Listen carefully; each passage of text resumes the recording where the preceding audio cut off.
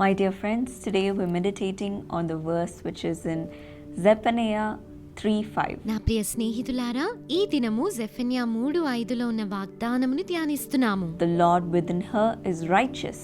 He does no injustice. Every morning he shows forth his justice. అయితే న్యాయము తీర్చే యెహోవా దాని మధ్యనున్నాడు. ఆయన అక్రమము చేయువాడు కాడు. అనుదినము తప్పకుండా ఆయన న్యాయ విధులను బయలుపరచును. Yes, my dear friends, are you waiting for justice? అవును స్నేహితులారా, మీరు న్యాయము కొరకు ఎదురు చూస్తూ ఉన్నారా? For all the times that you've suffered. మీరు శ్రమ అనుభవించిన దినములన్నిటికీ, Maybe in your job, maybe in your family life. ఒకవేళ మీ ఉద్యోగ స్థలంలో అయ్యుండవచ్చు, లేదా కుటుంబంలో అయ్యుండవచ్చు, Or maybe in your school you may be suffering from injustice because of the things happening around you. లేదా మీ పాఠశాలలో అయినా మీ చుట్టూ జరుగుతున్న పరిస్థితుల వల్ల అన్యాయంను ఎదుర్కొంటూ ఉన్నారేమో. You may be silent saying, I have done nothing wrong, but this wrongful accusation has come upon me. నేనే తప్పు చేయకపోయినా నా పైన తప్పుడు నిందలు వేస్తున్నారు అని మౌనంగా ఉన్నారేమో. My dear friends, God says that He is a righteous judge. ప్రియ స్నేహితులారా, దేవుడు న్యాయవంతమైనటువంటి తీర్పరి అయి ఉంటున్నాడు. He does no injustice. ఆయన ఎటువంటి అన్యాయమును చేయడు. Today He will show forth His justice upon you. ఈ రోజు ఆయన మీ ఎడల తన న్యాయమును కనపరచును. That's what happened in the life of a dear brother. ఒక సహోదరుడి జీవితంలో ఇదే జరిగి ఉన్నది. His name is Jayaraman. అతడి పేరు జయారామన్. And he had a falsely accused case that was put upon him. అతనికి వ్యతిరేకంగా తప్పుడు కేసును పెట్టడం జరిగి ఉన్నది. He was not supposed to be involved, but his name was dragged into the case. అతని ప్రమేయం ఏమీ లేనప్పటికీ ఆ కేసులోకి అతను లాగబడ్డాడు. He didn't know what to do.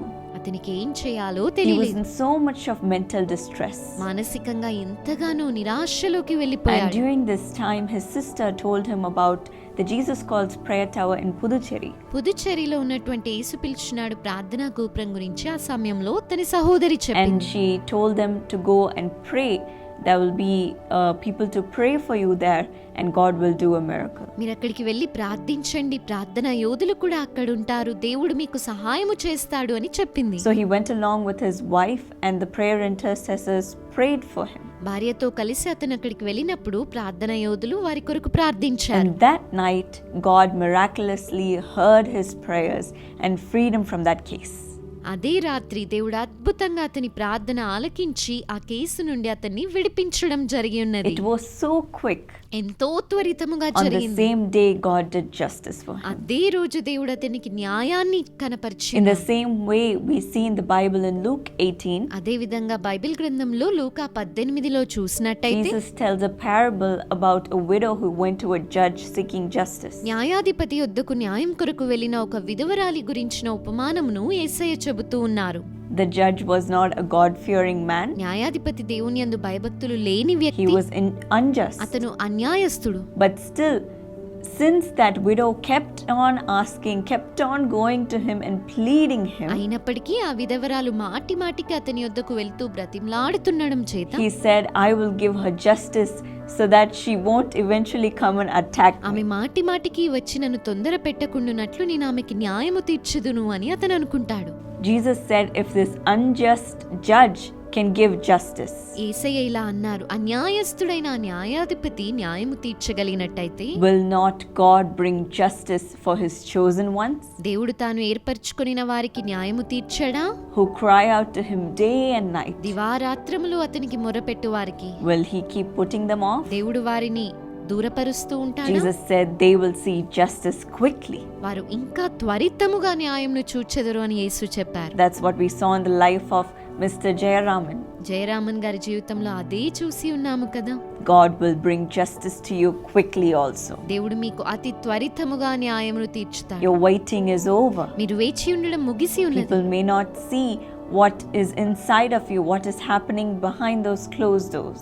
మీ లోపల ఏమున్నదో, ముయ్యబడిన ద్వారము లోపట ఏమి జరుగుతున్నదో ప్రజలు చూడలేకపోతున్నారేమో. All that you have done, people may not know. మీరు చేసినదంతా ప్రజలకు ఒకవేళ తెలియదేమో. But God is watching over you. కానీ దేవుడు మిమ్మల్ని కనిపెట్టుచున్నాడు. The Lord within you is righteous. మీలో ఉన్న దేవుడు నీతిపరుడు. and he will show forth his justice upon you quickly.